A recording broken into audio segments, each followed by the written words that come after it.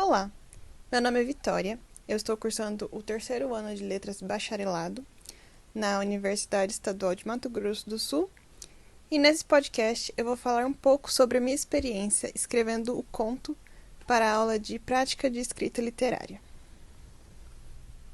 Bom, minha ideia para esse conto surgiu durante uma pesquisa que eu estava fazendo para outra matéria sobre lendas folclóricas brasileiras. E nessa pesquisa que eu estava fazendo, eu li bastante sobre a lenda do Homem do Saco. E aí eu resolvi me aprofundar mais nesse assunto e pesquisar. E aí eu descobri que também é conhecido como Papa Figo, porque reza a lenda que ele se alimentava do fígado das crianças. Eu acho que a lenda do Homem do Saco é uma lenda que basicamente todo mundo conhece, porque quem nunca ouviu a mãe falar que se a gente não se comportasse, a gente ia ser pego pelo Homem do Saco, certo? Só que aí pro meu conto eu resolvi criar uma versão contrária, né? Onde ao invés do Homem do Saco ir atrás das crianças bagunceiras, ele ia atrás de pais que maltratam seus filhos. Uma espécie de vingador, talvez. Esse foi o primeiro conto que eu escrevi. Então foi um pouco desafiador no começo, porque eu não tinha muitas ideias.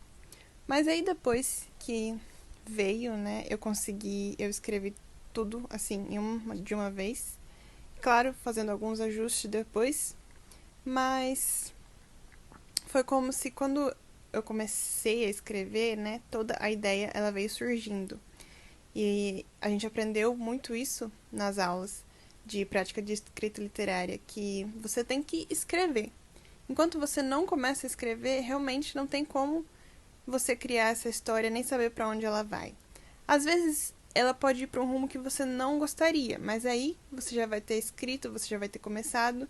Então são coisas que você pode mudar depois. O importante é escrever. Já em relação à história, eu sabia que eu queria escrever algo com suspense. Eu não queria que fosse algo assim muito terror, mas eu queria que tivesse uma pitada de suspense e talvez até um final aberto para deixar no ar, né, o que realmente aconteceu com a personagem. Durante a história, eu acredito que as pessoas elas já conseguem saber, talvez, para onde está indo, mas eu queria que ficasse em aberto.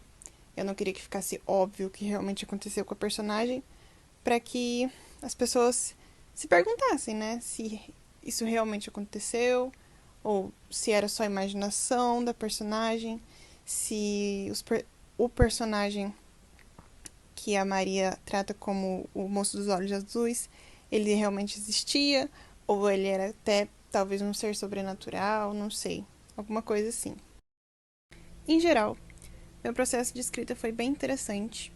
Como foi a primeira história que eu escrevi, foi um pouco desafiador no começo, mas eu gostei bastante.